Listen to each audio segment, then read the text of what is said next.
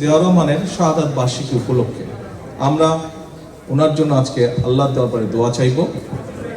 আমরা আজকের এই দিনটিকে উপলক্ষ করে শুধু শহীদ রাষ্ট্রপতি জিয়া রহমানই নয়, শহীদ রাষ্ট্রপতি জিয়া রহমান যেমন বাংলাদেশে বহুদলীয় গণতন্ত্র প্রতিষ্ঠিত করেছিলেন, ঠিক একইভাবে পরবর্তীতে বিভিন্ন সময় বিভিন্ন ষড়যন্ত্রের কারণে বাংলাদেশের গণতন্ত্রের গতিকে প্রতিরোধ করা হয়েছে।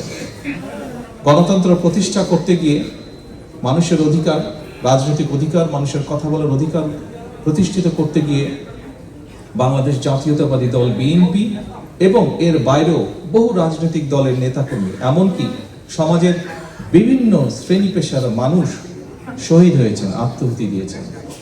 বহু হাজারো লক্ষ মানুষ বিভিন্নভাবে ক্ষতিগ্রস্ত হয়েছেন, পঙ্গুত্ব বরণ করেছেন। বিশেষ করে বেশি দিন আগের ঘটনা, এক বছরও হয়নি, বেশি দিন আগের ঘটনা নয়।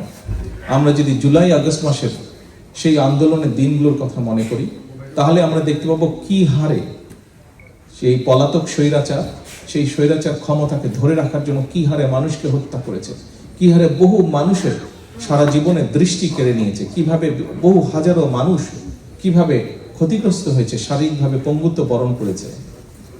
জাতিসংঘের হিসাব মোতাবেক 66 জন শিশুকে হত্যা করেছিল তারা।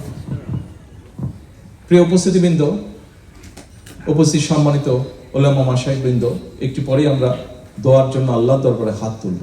আমি আপনাদের কাছে আজকে সকলকে অনুরোধ করব, শহীদ রাষ্ট্রপতি জিয়া রহমানের শাহাদাত বার্ষিকী উপলক্ষে আমরা যেমন তার জন্য দোয়া চাইব, আমরা বাংলাদেশের গণতন্ত্রকে প্রতিষ্ঠিত করার জন্য, এই দেশকে স্বাধীন করার জন্য যেখানে যত মানুষ আত্মাহুতি দিয়েছেন জীবন, যেখানে যত মানুষ বিভিন্নভাবে ক্ষতিগ্রস্ত হয়েছেন, প্রত্যেকের জন্য আমরা আল্লাহর দরবারে দোয়া চাইব।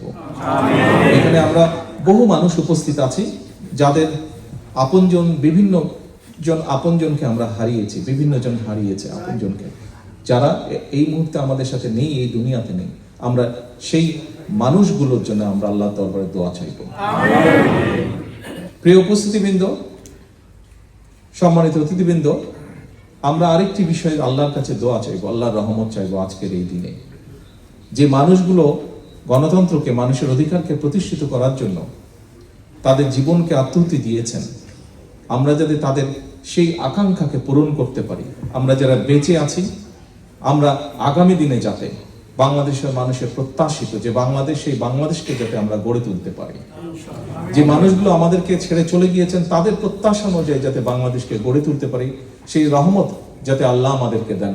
আমরা আল্লাহর দরবারে হাত তুলে সেই দোয়া আবারও আমি সকলকে এখানে উপস্থিত হওয়ার জন্য, শহীদ রাষ্ট্রপতি জিয়া রহমানকে তার সন্তান হিসেবে আজকে এখানে উপস্থিত হয়ে তার সন্তান হিসেবে আপনাদের সকলকে ধন্যবাদ জানাতে চাই, তার জন্য দোয়া করার জন্য।